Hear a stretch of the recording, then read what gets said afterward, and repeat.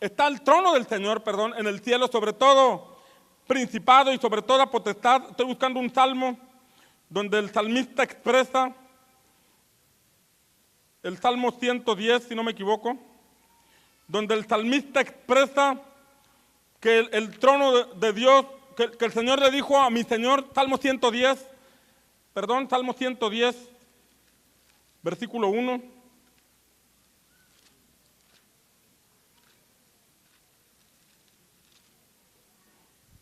Salmo 110, versículo 1, dice la Escritura: Jehová dijo a mi Señor, lo dijo el salmista, lo escribió por inspiración del Espíritu Santo. Dijo el salmista: Jehová dijo a mi Señor, siéntate a mi diestra hasta que ponga a tus enemigos por estrado de tus pies. El Padre le dijo al Hijo, porque el salmista dijo el Señor a mi Señor. Dijo el Padre a mi Señor: siéntate a mi diestra hasta que ponga a tus enemigos por estrado de tus pies. Lo que está diciendo es que Cristo fue sentado en el trono. Y cuando en la eternidad se le dio al Hijo esa autoridad, se empezó a mover maldad en ese ser creado llamado Luzbel. Ese ser creado que quería estar en el trono de Dios, ese ser creado que quería ser el elegido por el Padre, se llenó de maldad, se llenó de orgullo y quiso ocupar el lugar de Cristo, el Hijo, allá en la eternidad, y por esa razón fue desechado del cielo. Hay cosas que Dios planeó para ti. Hay cosas que Dios diseñó para tu vida. Pero necesitamos estar bajo la autoridad de Cristo, permitir que Él reine sobre nosotros. Por ejemplo, Dios te diseñó para ser empresario. Alguien diga amén. Dios te diseñó para ser empresario. Pero si en lugar de ser un empresario honesto, das lugar al fraude, das lugar al adulterio, das lugar a las mentiras y a otras cosas más, estás en el propósito de tu existencia, pero ¿quién es tu autoridad en este sentido? Si el propósito era que fueras empresario, pero vives en este tipo de cosas, fraudes, mentiras, robo, adulterio, estás en el propósito, pero sin la autoridad del Padre. ¿Quién reina en ese sentido? Dios no reina en ese sentido. Tal vez eres maestro de profesión, y porque tienes la vocación para hacerlo. Y trabajas en ello porque Dios te dio la habilidad para enseñar. Pero no sirves a Dios. No tienes tiempo para Él. Estás en tu propósito porque estás caminando de acuerdo a los dones que el Señor te dio, pero no reina el Señor en tu vida por cuanto no lo tienes como prioritario el hecho de servirle. Tal vez Dios te dio la asignación para gobernar una ciudad o para gobernar un estado. Te dio la habilidad para dirigir, para la elocuencia, para hablar, y puede que estés operando en ese sentido, pero si das lugar a la corrupción, si das lugar al fraude, si das lugar a la mentira, entonces ¿quién crees que reina sobre tu vida en ese sentido? Tal vez tienes llamado a ser gobernante y estás en el propósito, pero si Dios no reina en tu vida, hay otro ser que tiene autoridad sobre ti. Y en este sentido necesitamos examinar nuestros pasos.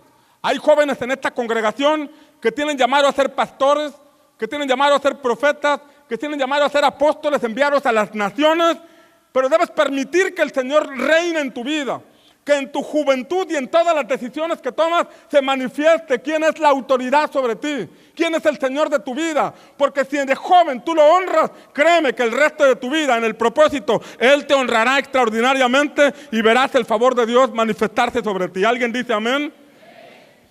Entonces, diga conmigo, esto es algo serio. Vamos, dígalo fuerte, esto es algo serio. Las cosas que hacemos dan evidencia de quién es nuestra autoridad. Lo que usted en lo privado hace, lo que usted en lo privado piensa. La Escritura señala en Romanos 8:14 y 15 que los que son hijos de Dios, ¿cuántos de aquí son hijos de Dios? Dice que los que son hijos de Dios son dirigidos por el Espíritu de Dios. Que me dirige es que Él reina en mí. Que me guía es que Él es Señor sobre mi vida. Yo puedo ser lleno del Espíritu Santo, pero a lo mejor no me dejo dirigir por Él. Tal vez yo hablo en lenguas y profetizo y todo lo que tú quieras, tengo el gozo del Señor, pero si Él no me dirige diariamente, Él no es el Señor de mi vida. No solamente necesito que me llene, sino también que me dirija. Levante su mano y diga conmigo: Espíritu Santo, gracias porque llenas mi vida. Pero yo necesito que también me dirijas a la perfecta voluntad de mi Padre. Declare conmigo: Espíritu Santo, tú eres el Señor de mi vida. ¿Alguien dice amén? Entonces, así como Romanos 8:14 y 15 señala que los hijos de Dios son dirigidos por el Espíritu Santo, la Escritura también señala en Juan capítulo 8, versículos 44, y agárrese porque esto está grueso. ¿Ya se agarró? Juan 8:44 dice que los hijos del diablo hacen las obras y los deseos de su padre el diablo. O sea, mientras los hijos de Dios cumplen los deseos de su padre, los hijos del diablo, así dicen Juan 8:44, dice que obedecen y cumplen los deseos de su padre el diablo. Esto nos debe llevar a reflexionar que aún nuestros deseos deben estar acordes a la voluntad del Padre si queremos que Él reine en nuestra vida, si queremos que se cumpla el propósito por el cual nos dio existencia. ¿Está de acuerdo conmigo? Porque cuando los hijos del diablo hacen los deseos del diablo, viene la pregunta: ¿qué es lo que se halló en el diablo para ser echado del cielo? Dice la Escritura que se halló maldad. Él habitaba en un ambiente de gloria, cerca del Padre como un querubín protector, pero fue echado de ese ambiente, fue echado de ese propósito cuando se encontró en él maldad. Usted y yo tenemos un propósito en esta vida de parte del Padre, tenemos una asignación de parte del Padre, pero en esta asignación tiene que reinar Dios sobre nosotros. Tiene que reinar Dios sobre nuestras emociones, sobre nuestros sentimientos, sobre nuestra agenda, sobre nuestra casa, sobre nuestro matrimonio. Alguien tiene que decir amén. Entonces, como se enorgulleció el corazón del diablo, de Luzbel, fue derribado del trono de altivez en que se había montado. Se subió a un trono de altivez y de ahí fue echado fuera de esa atmósfera de gloria donde antes él habitaba. Pero esa estrategia que el diablo usó con Jesús fue la misma estrategia que usó con Adán y con Eva. Sembró en ellos maldad para poder derribarlos. Los llevó a ver las cosas de una manera diferente a como el Padre les había dicho. El Padre les dijo: pueden comer de todo, nada más no coman de este árbol, porque el día que coman de este árbol van a morir. Y entonces vino la serpiente con Adán y con Eva y le dijo a Eva: con que el Señor les dijo que no comieran de ningún fruto. Le cambió la palabra, le cambió la Escritura. Pero Eva le dijo: no dijo eso el Señor. El Señor dijo que podíamos comer de todo, excepto de este árbol que está en medio del huerto, porque el día que comamos de ese árbol vamos a morir. ¿Qué le dijo a la serpiente? No vas a morir. ¿Qué le dijo a la serpiente? Estaba negando lo que Dios había dicho. Dios tenía un propósito para Adán y Eva en ese lugar, pero les dijo: no coman de este fruto, para que puedan vivir en esta atmósfera de gloria, para que la sabiduría de lo alto esté en ustedes, para que el progreso, para que la bendición, la cobertura esté sobre ustedes. Necesitan, Dios les dijo, obedecer estas instrucciones. Si ustedes desobedecen estas instrucciones, ya no estarán bajo mi autoridad, ya no estarán bajo mi cobertura, estarán bajo la autoridad y la cobertura de quien los esté dirigiendo. Entonces la serpiente entendía esto y lo que hizo fue negar lo que el Padre le había dicho a ellos y ellos decidieron desobedecer. ¿Está aquí conmigo? Hay una atmósfera de gloria, hay un plan perfecto de Dios para nosotros y ese plan perfecto para nosotros requiere obediencia total. Obediencia en todos los aspectos de nuestra vida. Porque el diablo está al acecho para probar nuestro corazón, nuestra obediencia y sacarnos de la cobertura del Señor, sabiendo que al sacarnos de la cobertura a través de una desobediencia va a tener autoridad sobre nuestra vida. Y al tener autoridad sobre nuestra vida, controla nuestra vida. Dice la Escritura que el que practica pecado, esclavo es del pecado. ¿Está aquí conmigo? Esclavo es del pecado. Entonces yo puedo ser libre bajo la autoridad de Cristo, bajo la autoridad de Dios, o puedo ser esclavo bajo el señorío y la esclavitud que el diablo pone en mi vida. Yo puedo estar en el propósito por el cual se me dio existencia, pero sin la autoridad de Dios, estando bajo la autoridad de alguien más. o puedo estar en esta tierra en el propósito perfecto del Padre para mi vida y con la autoridad que es la máxima autoridad que es nuestro Señor. Tenemos que elegir por la autoridad de Dios. Diga, levante su mano y repita conmigo: yo elijo la autoridad de Cristo sobre mi vida y renuncio a todo acto de maldad que me aparte de la voluntad perfecta de mi Padre. ¿Alguien dice amén? Ahora bien, fíjese, una cosa es cometer un error y pecar, arrepentirte y recibir la gracia salvadora de nuestro Señor. No conocías a Cristo, la regaste, no conocías las Escrituras, cometiste pecado, no conocías las Escrituras, caíste bajo, no conocías al Señor, te perdiste, la maldad inundó tu corazón. Ahora estás en Cristo, recibiste perdón de pecados, el Señor quitó toda tu maldad, perdonó todos tus pecados, te ha dado la oportunidad de empezar de nuevo.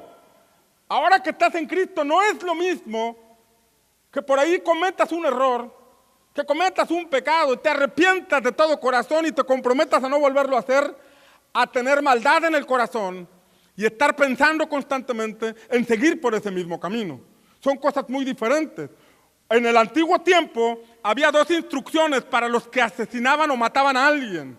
Una instrucción era que si había matado una persona a otra de manera accidental, no pensaba matarla, no pensaba acabar con su vida, pero por ahí cometió un error, lo mató. Dice, hay una ciudad de refugio para que te vayas ahí y encuentres paz. Pero si hubo alevosía y ventaja, si hubo premeditación, a esa persona la van a matar, dijo el Señor. Ojo por ojo, diente por diente. ¿Cuál era la diferencia entre uno y otro? La diferencia es que uno no planeó la muerte de la otra persona, mientras que en el otro caso, acá adentro había maldad, había premeditación, hubo ventaja, hubo deseos de acabar con la vida de aquella persona. De igual forma, hoy te digo, no es lo mismo que tú cometas un error a que dentro de ti estés permitiendo que la maldad te dirija, porque el que tiene autoridad sobre nuestra vida es el que va a dirigir nuestras acciones. Diga conmigo, el que tiene autoridad sobre mí es el que va a dirigir mis acciones. En Marcos capítulo 8, versículo 9, encontramos la historia del centurión romano y vemos a este centurión romano que vino a Jesús y le dijo a Jesús que tenía un siervo enfermo en casa, pero que con el solo hecho de decir la palabra, su siervo sería sano. Y el centurión, que era un soldado, un capitán romano, un soldado con rango dentro del ejército romano, no era un soldado cualquiera, era un hombre de rango, le dijo a Jesús, con que digas la palabra, mi siervo será sano. Porque yo también soy hombre bajo autoridad, que tengo hombres bajo mi autoridad, y le digo a uno, ve y lo hace. Este soldado romano entendía bien los principios de autoridad, sin ser judío, sin ser parte del pueblo de Dios, él entendía bien los principios de autoridad. Y él decía, yo estoy bajo la autoridad de alguien y tengo bajo mi autoridad a otras personas. Y le digo a uno, ve y lo hace. En otras palabras dice, el que está en autoridad hace que los demás le obedezcan. El que está en autoridad moviliza a los demás. De ahí es lo que te comparto, que quien está en autoridad sobre nuestra vida es el que dirige nuestras acciones. A quien nosotros le debemos nuestra obediencia es al Señor. Si nosotros obedecemos fielmente al Señor en todas nuestras decisiones, en todas nuestras acciones, entonces la luz del Señor va a resplandecer sobre nuestro camino, vamos a cumplir el propósito por el cual nos dio existencia, le vamos a dar buenas cuentas al Señor y el enemigo nunca de los nunca podrá tocar nuestra vida. Alguien tiene que creerlo, alguien tiene que recibirlo en el nombre del Señor.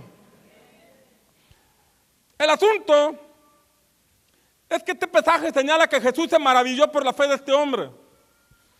Este pasaje concluye diciendo que Jesús se maravilló al ver la fe de este hombre. Se maravilló no por lo que le dijo de que dijera la palabra, sino por el entendimiento de autoridad que este hombre, que sin ser judío, tenía clara lo que era la figura de autoridad. En ocasiones el principio de autoridad es más entendido y llevado a cabo entre quienes no conocen a Dios. Diga conmigo, ay, ay, ay. Por ejemplo, la milicia. Usted encuentra a los soldados disciplinados, entrenándose, obedeciendo, no haciendo cosas que no les dijeron que hicieran, haciendo todo lo que les dijeron que hicieran. Son disciplinados, obedientes y entienden bien los principios de autoridad. Cuando un soldado se convierte a Cristo, cuando uno que trabajó en la milicia se convierte a Cristo, un policía, alguien que trabajó en esas estructuras, entiende bien el principio de autoridad y se mueve bajo esos principios porque de esa manera viven. Otro ejemplo son las bandas delictivas. Vaya, eso es cómo se someten a sus autoridades, cómo hacen lo que las autoridades les dicen, sus propias autoridades. Este es un principio que tiene que ser bien entendido entre los hijos del Señor. ¿Alguien dice amén? La única autoridad que tiene que estar sobre nuestra vida es la de Dios, nuestro Señor. Dios es la máxima autoridad. Y los que estamos bajo su autoridad somos libres de toda tiniebla y de toda autoridad del diablo. Él no tiene parte sobre tu vida, Él no puede afectar tu vida, Él no puede tocarte cuando la autoridad del Señor es total y completamente sobre ti. ¿Alguien dice amén? Vamos a darle un aplauso fuerte a Cristo, porque en el Señor tenemos libertad.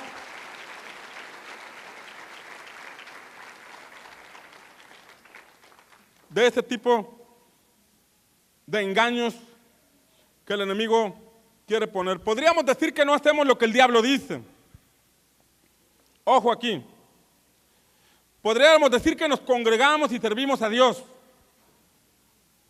El asunto es que este es un hilito muy delgado, donde una persona podría estar congregándose, sirviendo y aún así ser dirigido por la maldad. Diga conmigo, este es un asunto grueso. Vamos, dígalo fuerte, esto es un asunto grueso. Dijo Jesús, no podemos servir a dos señores. Diga conmigo, no se puede. No puede ser dirigido por la maldad y por el bien al mismo tiempo. Se lo repito otra vez. No podemos ser dirigidos por la maldad y por el bien al mismo tiempo. Usted y yo podemos servir a Dios y decir que estamos haciendo el bien. Pero si acá adentro hay maldad, realmente quien nos dirige es la maldad. Y la pantalla que tenemos es la de servicio. Y a final de cuentas el diablo lo permite para en un momento dado hacernos caer y exhibirnos para que seamos mal testimonio y avergonzar la obra de Dios. Diga conmigo, ay, ay, ay. O sea, esto es un asunto donde no podemos decir estoy sirviendo a Dios, pero adentro tengo maldad. Es imposible. Diga conmigo, no se puede. Dígalo fuerte, no se puede. No puedo decir que hago el bien y estoy haciendo la maldad al mismo tiempo. Santiago dice que no puede salir de una misma boca agua dulce y agua amarga. No se puede. Diga conmigo, no se puede. Juan capítulo 10, versículos 17 y 18, dice, por eso el Padre me ama. ¿Qué dijo Jesús? Por eso el Padre me ama, porque yo doy mi vida para tomarla de nuevo. Levante sus manos al cielo y diga, el Padre me ama, cuando yo mi vida se la doy a Él para que se haga su voluntad. Dios te dio a ti la autorización de que hagas lo que quieras hacer, pero tienes un propósito de parte del Padre. No te va a obligar a que cumplas tu propósito, no te va a obligar a que hagas su voluntad, pero te aseguro que si te determinas a hacer la voluntad del Señor, créeme que tendrás una vida con gozo y plenitud de parte del Señor. Verás a tus hijos crecer en la misma senda, verás las promesas de Dios cumplirse en tus generaciones, verás el favor de Dios y llegarás finalmente a la meta celestial diciéndole al Señor, puse mi vida en tus manos y se cumplió tu perfecta voluntad. Alguien dice amén. Que el Señor cumpla su propósito en ti.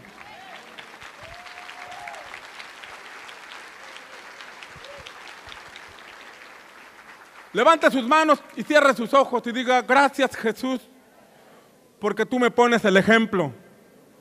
Gracias Jesús, porque te guardaste para mí, para que yo fuera salvo, para que yo fuera eterno. para que yo fuera transformado. Gracias, Jesús, porque a través de ti yo llego a mi propósito. Gracias, Jesús, porque en ti tengo cobertura. Porque el diablo no puede contra mí, porque tú estás conmigo.